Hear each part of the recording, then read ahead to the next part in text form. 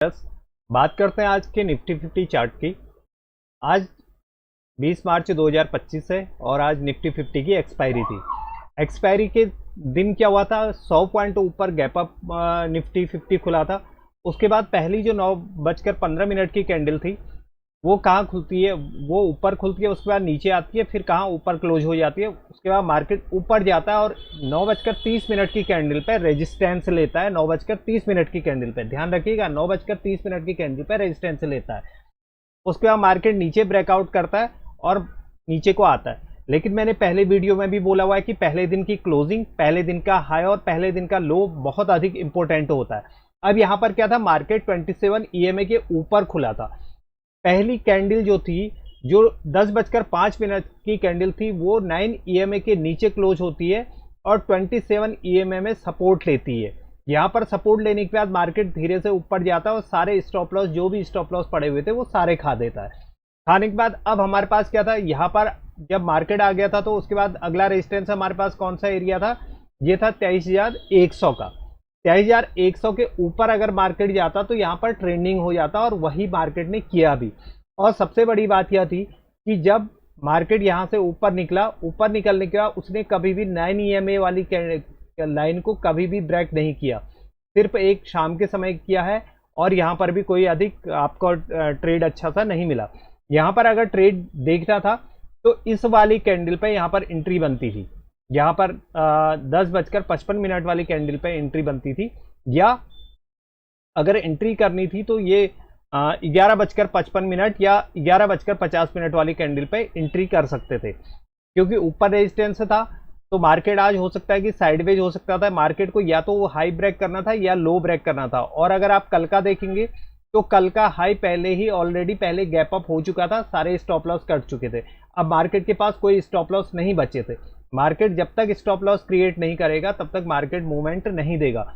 Market ने stop loss create किए और ब्रेकआउट आया, ब्रेकआउट आने के बाद मार्केट ऊपर चला गया। अब मैं आपको सीधे लिए चलता हूं आपके ऑप्शन चार्ट पे, तो वहां पर आपको दिखाई देगा कि हुआ क्या था। यहां पर देखिएगा, यहां पर ये 23,070 में इसने रेजिस्टेंस लिया है। ये जो चार्ट है ये 23,100 का पी चार्ट है और 23,000 रुपए का कॉल चार्ट है। 23,000 जो होता है वो साइकोलॉजिकल लेवल होता है कि वहां पे 23,000 में क्या करता है। एक बार मार्केट ने ऊपर जाने की कोशिश की लेकिन मार्केट ने तोड़ दिया। लेकिन अगर आप आज बाजार को देखेंगे, सुबह सुबह कहीं पर भी एंट्री मारने के लिए जगह नहीं थी। अगर आप देखेंगे, अगर इसकी क्लोजिंग पे अगर आप मारते हैं 9:20 की कैंडल में अगर आप मारते हैं तो 96 पे अगर आपको एंट्री मिलती है या 84 में एंट्री मिल रही है तो आपका स्टॉप लॉस बहुत बड़ा बन रहा है। तो इतना बड़ा स्टॉप लॉस कोई देता नहीं है। अब यहां पर क्या था, इस वाली कैंडल पे 9:35 वाली कैंडल जब क्लोज हुई थी, यहां पर एक पुट साइड के लिए एक एंट्री मिली थी जिसका स्टॉप लॉस उसके नीचे उसका स्टॉप लॉस रखा जा सकता था। ये था 61 और ये 80 पे आपकी क्लोज हुई थी। उसके बाद यहाँ पर एंट्री मार करके सुबह एक बार जिन लोगों ने पुट का सेटअप यहाँ पे आइडेंटिफाई किया उनको प्रॉफिट हुआ और उसके बाद मार्केट नीचे आ गई। मार्केट नीचे आने के बाद अगर आप यहाँ पर देखेंगे एक ट्रेंड लाइन बन रही है।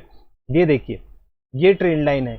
अगर ये ब्रेक होती है, ब्रेक होने के बाद रीचेक होने के बाद इस वाली कैंडल पे एंट्री थी, यानी कि वो कैंडल है ये 10:55 वाली कैंडल पे। यहाँ पर कॉल साइड की एंट्री बनाई जा सकती थी।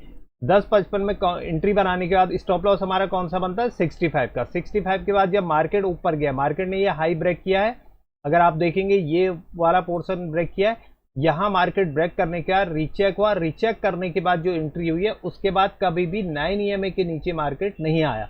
अगर आप शाम के समय में देखेंगे, अब मैंने पहले ही बोला हुआ है कि जब तक मार्केट 27 EMA के नीचे आएगा, आने के बाद रीचेक करेगा और उसके बाद लो ब्रेक करना शुरू करेगा, तो तब जाकर के मैं यहाँ पर पुट की एंट्री यहाँ पर बनाऊंगा। उससे पहले पुट की एंट्री नहीं बनाऊंगा। अभी स्टॉप लॉस कहाँ पड़े हुए, स्टॉप लॉस इस एरिया पे पड़े हुए, इस एरिया पे सारे स्टॉप लॉस पड़े हुए।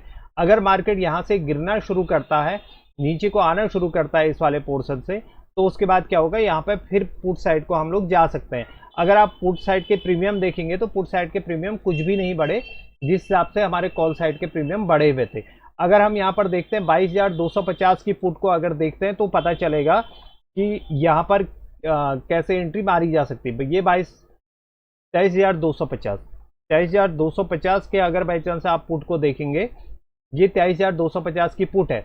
यहाँ पर देखेंगे तो यहाँ पर आपको पता चलेगा कि एक सिर्फ छोटी सी एंट्री शाम के समय में, क्योंकि मार्केट उस समय क्लोजिंग का टाइम चल रहा था, तो एक एंट्री इसकी क्लोजिंग के बाद ली जा सकती थी। यहाँ पर आपका 43 पे एंट्री बनती और 37 पे आपका स्टॉप लॉस, यानी कि 6 रुपए का आपका स्टॉप लॉस था।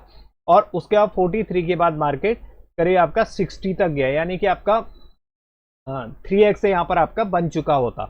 उसके अलावा यहाँ पर कहीं पर भी कोई मोमेंटम पुट साइड के लिए नहीं आई। जो भी मोमेंटम आई बार बार मार्केट ऊपर जाता है। जैसे अगर आप यहाँ पर देखेंगे कि हम लोग यहाँ पर एंट्री मारते ये प्रॉफिट बुक कर लेते, लेकिन ये प्रॉफिट बुक किया नहीं जा सकता है क्योंकि इतनी विक के साथ नीचे आती है मार्केट फिर ब्रेकआउट कर देती है। आप कहीं पर भी देखेंगे तो पुट साइड के लिए कहीं पर कोई एंट्री नहीं। ये देखिए यहाँ पर देखिए, यहाँ पर गया सिंगल कैंडल ने ब्रेक कर दिया, यहाँ पर गया सिंगल कैंडल ने ब्रेक कर दिया।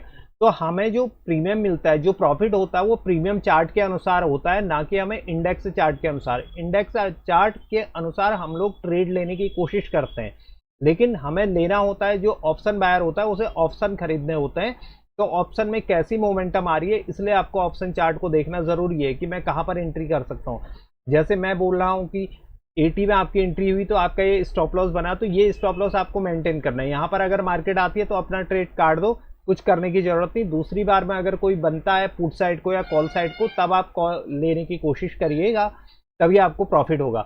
अगर आप डिसिप्लिन ट्रेडिंग करेंगे तो यहाँ आपको पैसा जरूर मिलेगा। अगर आप जबरदस्ती मार्केट में पैसा लगाने की कोशिश करेंगे तो मार्केट हर समय आपका स्टॉप लॉस दे देगा। जैसे यहाँ पे एक इस तरह से सोच रही थी कि मार्केट मतलब लोगों को लगता है कि यार इतना ऊपर चला गया, ऊपर जाने का मार्केट तो अब ऊपर नहीं जाएगा, यहाँ मैं पुट मार लेता हूँ, कुछ ना कुछ प्रॉफिट मिल जाएगा।